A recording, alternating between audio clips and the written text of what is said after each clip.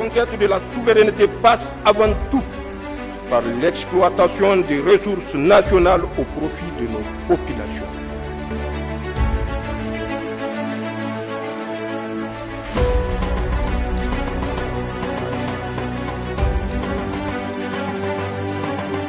Voilà, à Washington, aux États-Unis d'Amérique, où il séjourne depuis quelques jours, le Premier ministre de l'économie et des finances, Ali Mohamed Lamine Zen, à la tête d'une importante délégation, a tenu plusieurs réunions. Il a également pris part au forum des gouverneurs de la Banque mondiale et du Fonds monétaire international. Envoyés spéciaux à Baré Amiti et Ousmane Sani Abdou.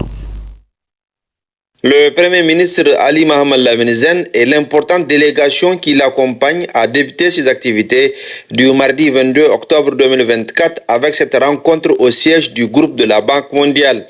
Une rencontre avec Ousmane Diagana, vice-président de la Banque mondiale pour l'Afrique de l'Ouest et du Centre, des échanges techniques sur la coopération entre le Niger et cette institution financière internationale. Peu après, la délégation a pris part à une réunion en visioconférence avec la Banque africaine de développement, la BAD, qui a dépêché une mission au Niger. C'est les conclusions de ce séjour à Niamey qui sont restituées au Premier ministre de l'économie et des finances, Ali Mohamed Lamine Zen.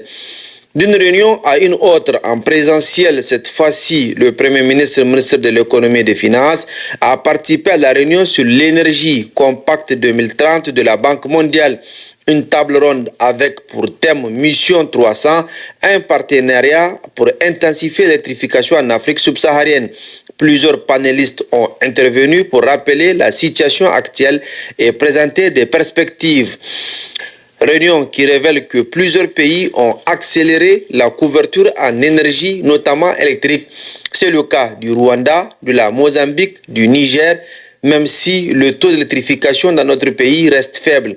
600 millions d'Africains n'ont pas accès à l'énergie, un sujet au cœur de la rencontre du caucus qui réunit les gouverneurs à la Banque mondiale. C'est à ce titre que le Premier ministre de l'économie et des finances y participe.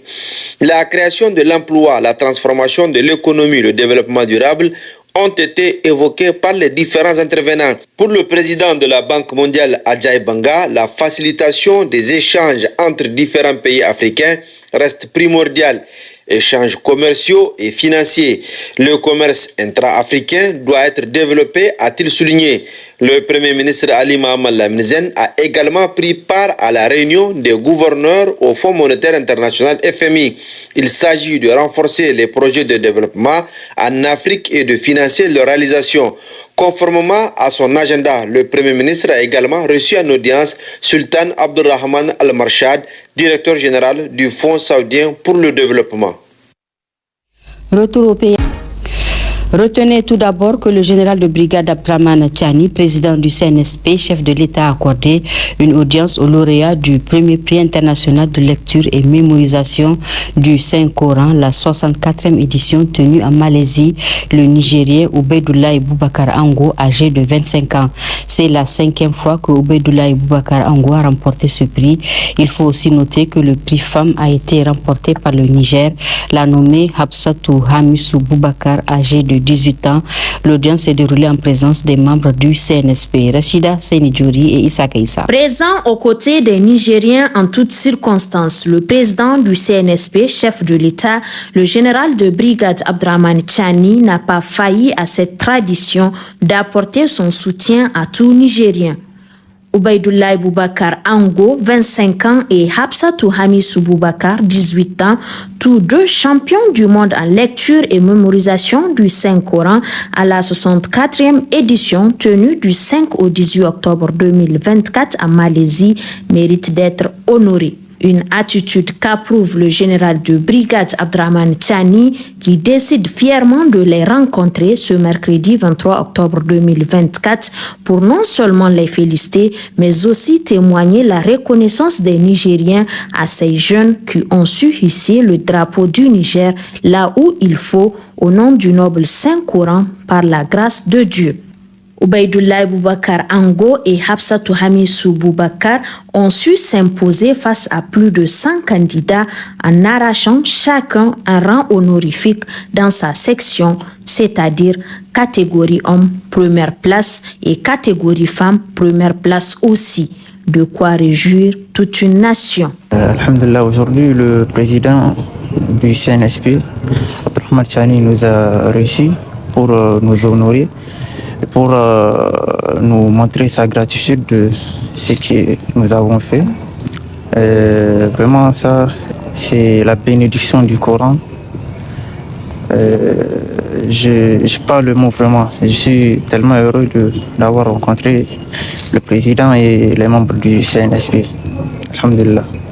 C'est un rappel, Obaïdoulaye Boubacar Ango a été plusieurs fois champion international de lecture et mémorisation du Saint-Coran.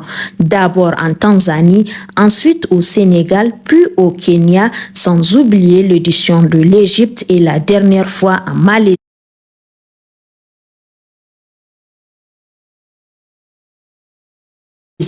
Hafsatou Hamissou Boubacar, elle, est à sa première participation et promet d'honorer encore plus le Niger aux prochaines éditions, Inch'Allah. Les deux lauréats ont reçu des cadeaux de la part du président du CNSP, le général de brigade Abdrahmane Tchani, dont des places pour le Hajj prochain pour eux et leurs parents. À Zender, la mission conjointe ministre en charge de l'éducation et ministre de l'urbanisme a rencontré hier les entrepreneurs de construction de 213 salles de classe financées sur fonds propres de l'État. Objectif, la mise à niveau de tous les acteurs sur l'état d'avancement des différents chantiers en cours. Mato Touraki et Lawali Husseini. C'est pour mettre tous les acteurs concernés au même niveau d'information sur les enjeux du moment que les deux membres du gouvernement ont partagé leurs réflexions avec les participants. Profitant du cadre, le gouverneur de la région, le colonel Issouf Labo, a salué la grande hauteur de vue des membres du gouvernement pour cette démarche novatrice.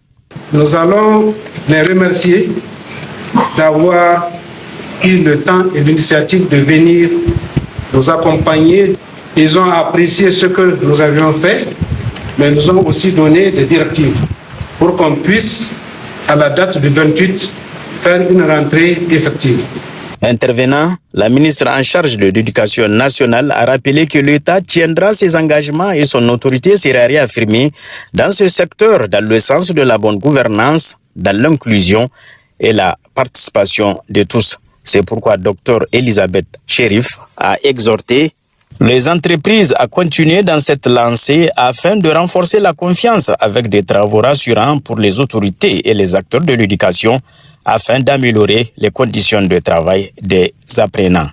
Parmi les sites que nous avons visités, à l'espace de 4-5 semaines, nous avons des entrepreneurs qui ont presque terminé certaines classes. Et elles sont un renfort pour nous. D'où la nécessité de rencontrer les entrepreneurs et d'échanger davantage avec eux. Nous ne pouvons pas espérer un certain niveau de développement sans l'école. Et c'est avec beaucoup de joie et de plaisir que nous constatons que la région des Anders est vraiment mobilisée pour accompagner les efforts du chef de l'État dans le cadre de la promotion de la qualité de l'école publique nigérienne. Quant au ministre de l'Urbanisme et de l'Habitat, il a mis en avant les clauses du contrat afin de maintenir un rythme permettant de respecter les échéances de livraison de 213 salles de classe à temps. Nous sommes dans une situation vraiment où il faudrait finir les travaux dans un délai court.